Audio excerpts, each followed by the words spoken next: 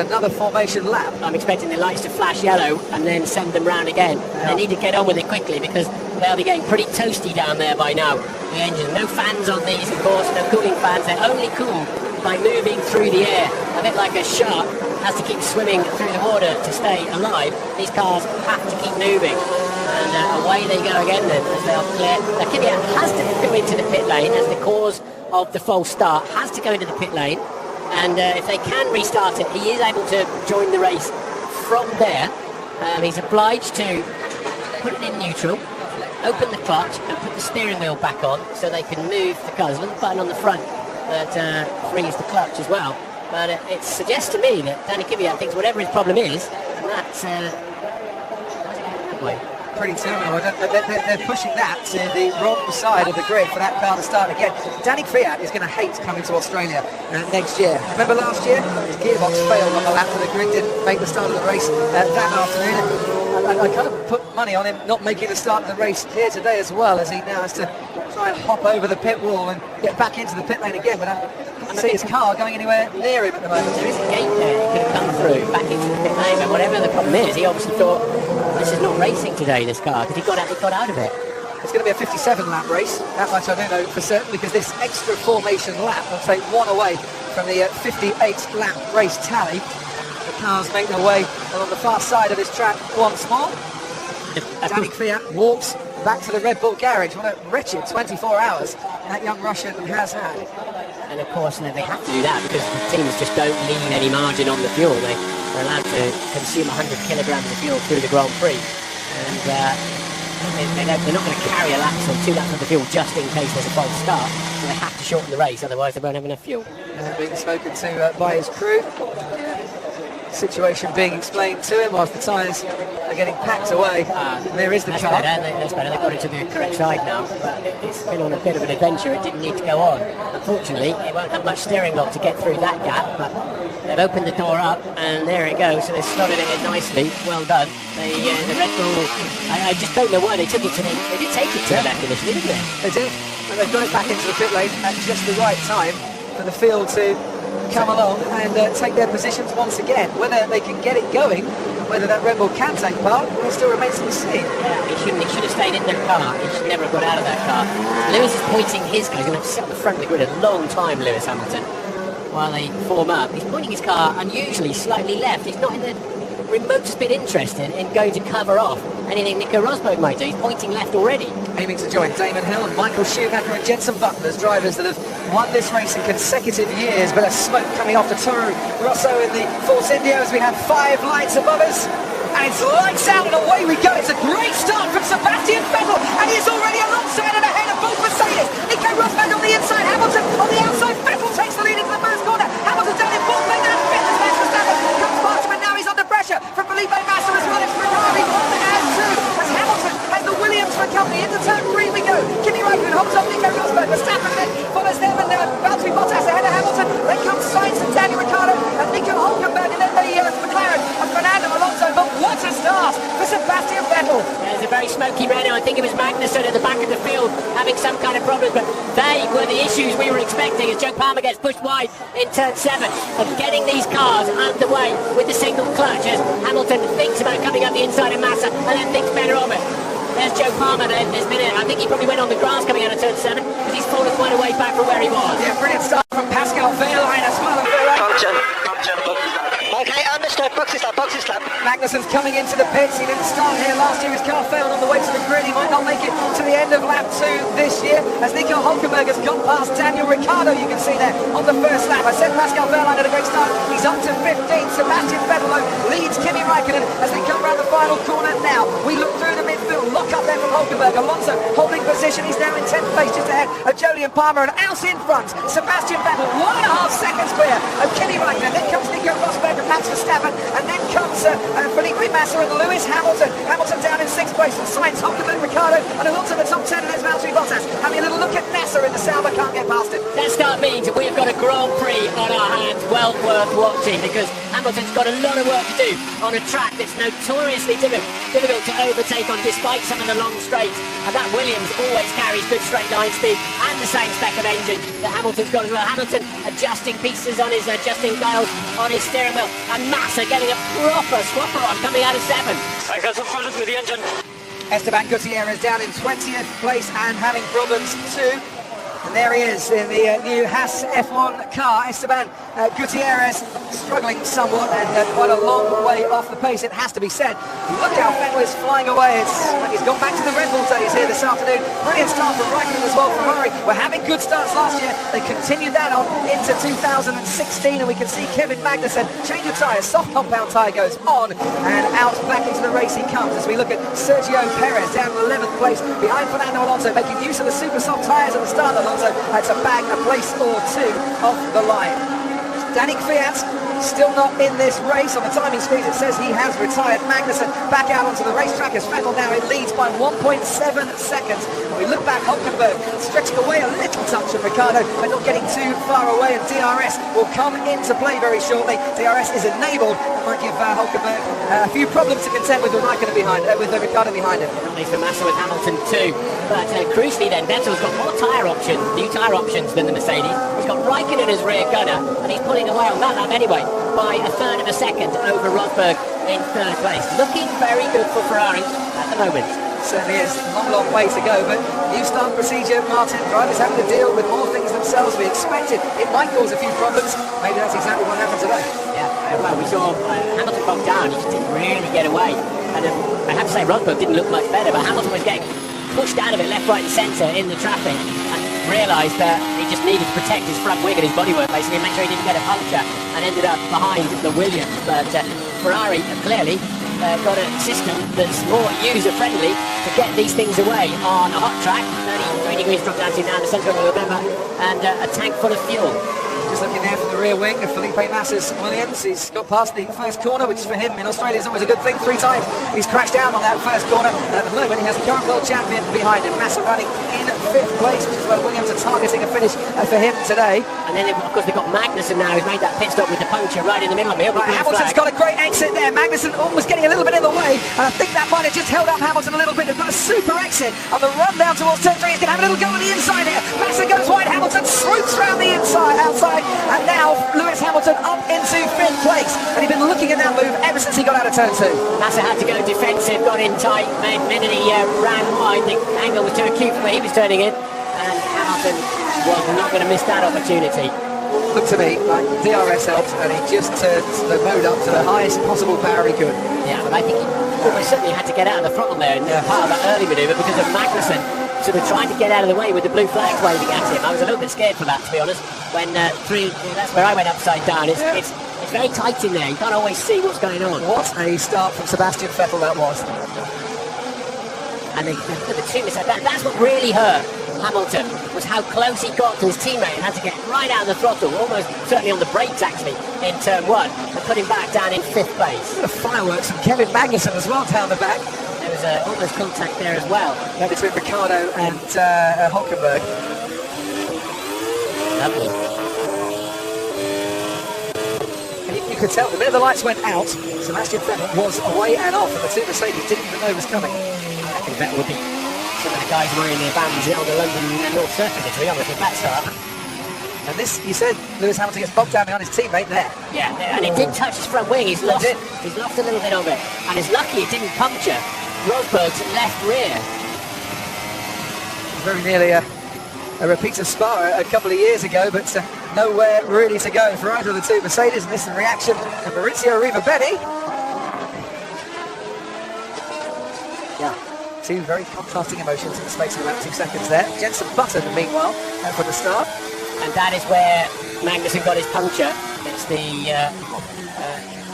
he just had contact on the outside of turn 2, and of course as soon as the tyre punctured, he went down, the back of the car went down on the ground, and the fresh skid blocks for the race were in contact. The titanium skid blocks is what all the sparks were. We saw Daniel Ricciardo getting past Nico Hulkenberg. That has been reversed since, with Hulkenberg in 8th and Ricciardo down in 9th. The lead out out in front for Sebastian Vettel as he crosses the line. Was 2.2 seconds, down to 2 seconds as Nico Rosberg pulls to within half a second of Kimi Raikkonen. Just set the new fastest lap of the race, and we'll take this with a bit of DRS assistance now for Rosberg down towards turn 3 and see if he can get any closer as Sebastian Vettel turns in, and Rosberg is a few car lengths behind but still stays behind. Let's go down to Tempest and strategy.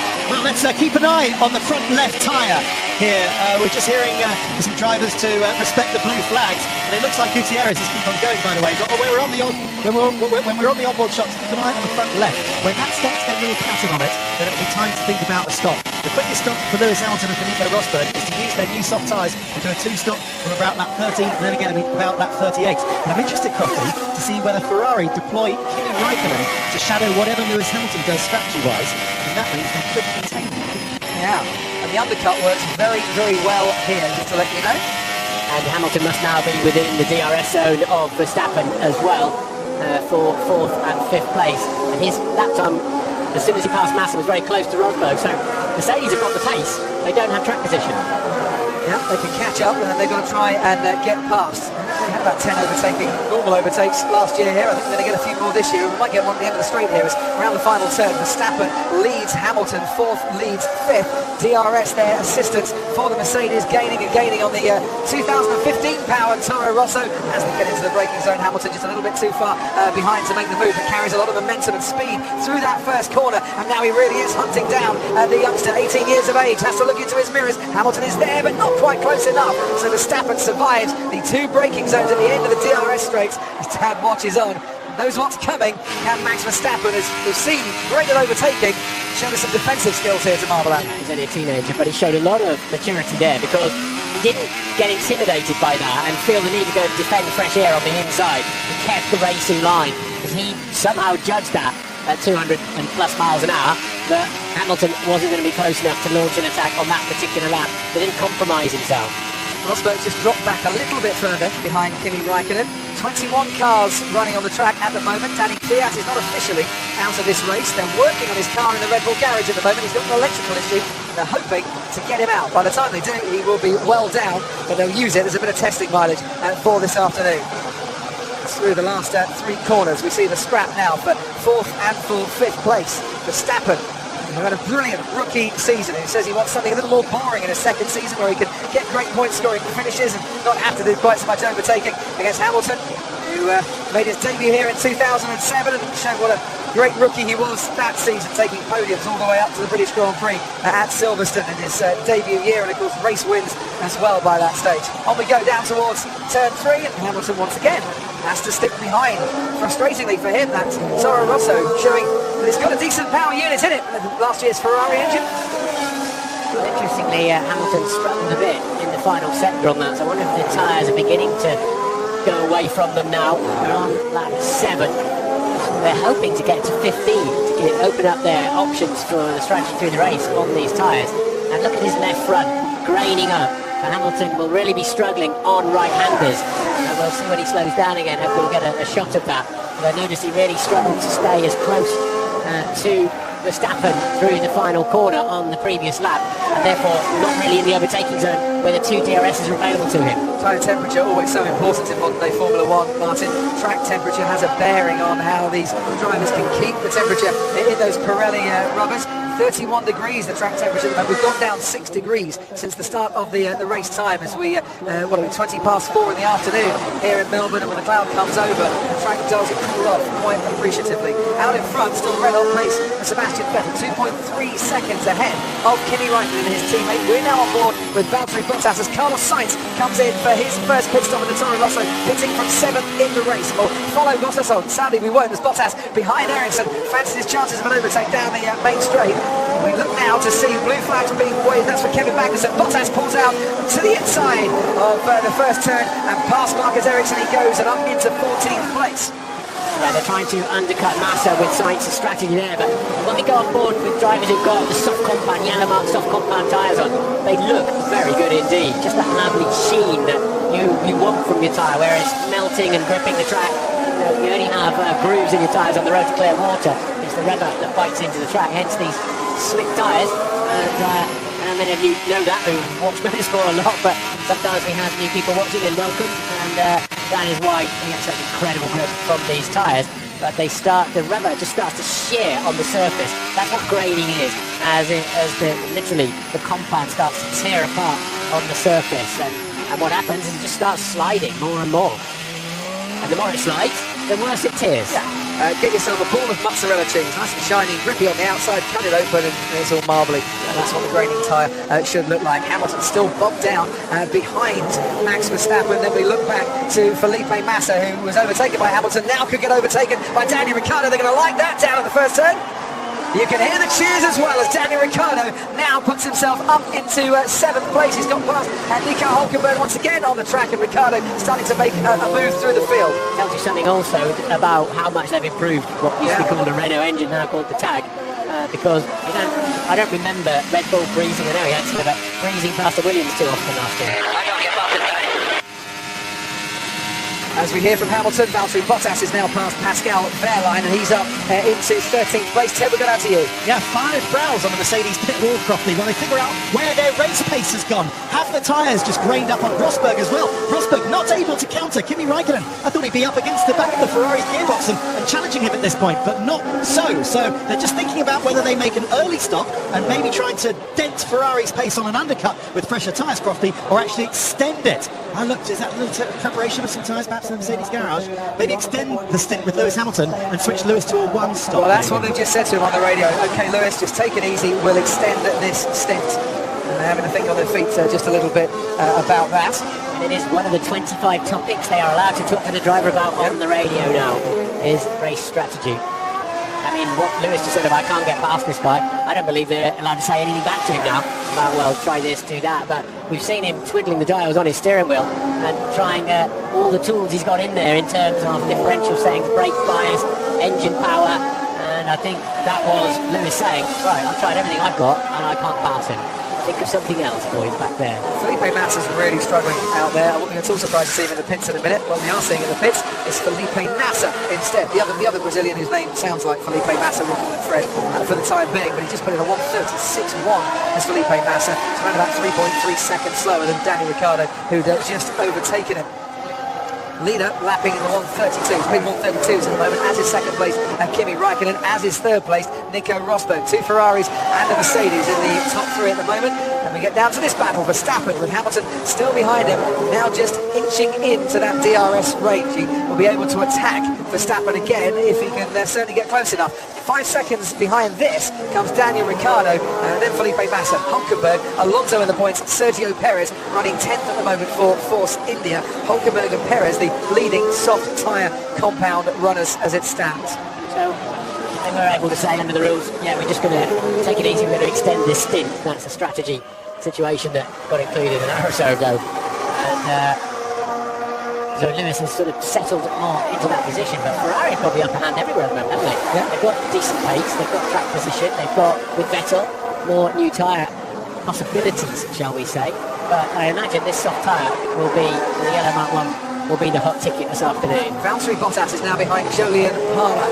GP threw down a little bit there. Palmer made it very difficult for him indeed. Palmer is still making it very difficult. Well defended, Jolyon Palmer. Valtteri Bottas thought he had that. He might still have it as Palmer just gets onto the dirt a little bit and gives Bottas the chance to fight back going through 5 and 6. But he does hold his place in the end as the British driver. This the battle, the scrap for 11th and 12th. And still Valtteri Bottas is coming back at him. Williams, Mercedes power against Renault power. And through the chicane does go Valtteri Bottas. He had to work hard for that and he showed his credentials, didn't he, the young Finn? Well, the young Brit had showed some great defensive qualities beforehand. And Palmer's now coming back at him again, but doesn't get the chance into turn 10 to retake his place. Well, we saw when he became GP2 champion, his racecraft was excellent as Rosberg pits from 3rd place. And they were preparing the tyres, Ted. It was for Rosberg first. Yeah, it's the soft tyre, so they are going to try and go long on Lewis Hamilton's strategy. It's the only way, really. Wow, that was a quick exit. The front chainman had to get out of the way. Pretty smart on Nico Rosberg's pit stop. So that's a change to the soft tyre now. Ted, does he get out? Ted, hang on 2 seconds. Does he get out ahead of Nico Hülkenberg? He does, only just by a matter of inches. That is utterly crucial for Nico Rosberg's race that he did that. So that is why he was in such a hurry to get away, because if he'd been stuck behind Nico Hülkenberg on the soft compound tyres, lapping for quite a bit longer to come, that would have really ruined Rosberg's chances. But by a matter of inches, boy, did he get away with that for the time being. Got to be another strategy. Got to be stuck with this guy behind Brady. Yeah, copy that, Lewis. We're going to try and go long on this. Switching our strategy, I reckon. Unfortunately for Lewis and Verstappen as well, if they pit now, they will come out behind Hulkenberg and go, who started on those tyres. Perez is 5.7 seconds behind Hulkenberg. They might be able to slot in that gap. But that was, as you rightly said, David, that was crucial for Rosberg to get through there and then make good use of his fresh tyres. If you see the red lights flashing on the back, for two reasons. One is that means the pit lane limiter is on as Vettel then pits. Vettel pits for Ferrari. I'll talk about that in a moment. Ted, down to you. And it's the red stripe super soft tyre, so this is the why they didn't do an extra lap at the end of qualifying. They were saving this very tyre with the red stripe, the super soft, the nice grippy one, that lasts very long in the stint, and you wonder whether Ferrari actually need to do this, don't you, Crofty? Yeah, Ted. But that commits Rosberg to his two-stop, by the way, as it does Vettel. It certainly does, but look there, the undercut that they've tried Mercedes with Nico Rosberg might just have worked to great effect, because here comes Rosberg. He's attacking Sebastian Vettel. Into turn 3 we go. Vettel just stays ahead. But look how much closer the Mercedes is by pitting one lap extra for new tyres and getting the fresh pace from it. Verstappen also pitted there. That's freed up Lewis Hamilton and for the time being as well. But boy, have we got a race on here in Australia on this opening race of the season. Mercedes getting the starts all wrong. Ferrari benefiting. But I'll tell you what, Martin, we are much, much closer now after the first pit stops for Vettel and Rosberg. Yes, and refreshingly and pleasingly, Ferrari have got good race pace. They can take the fight to Mercedes. I can't help but feel Mercedes have still in clear air got the faster car, but it's not fast enough to make a real difference, while Ferrari have got a track position. I'll talk to you again now about those red lights flashing. One tells you the pit lane speed limiter is on as they're in the pit lane. The other tells you they're harvesting electricity with their motor generator units as to warn the driver behind that even though they're on full throttle, the car might slow down a little bit. Come on, Roxbury, my front is really suffering. Verstappen after pitting coming back out behind then Valtteri Bottas in the Williams. There goes Daniel Ricciardo down the inside of Jenson Button, and you see there Verstappen getting a really good exit and getting past Valtteri Bottas as well. Don't often see cars getting past there, but that was a super move by Verstappen, also by Sainz as well. We saw Massa struggling with his tyres, Bottas now struggling with his tyres, but he's got to stay out for another lap as Rosberg sets the fastest lap of this race. And the order in the moment, Raikkonen from Hamilton, from Vettel, from Rosberg, then comes Hulkenberg and Perez on the soft compound tyres, and those that have pitted, well, Raikkonen has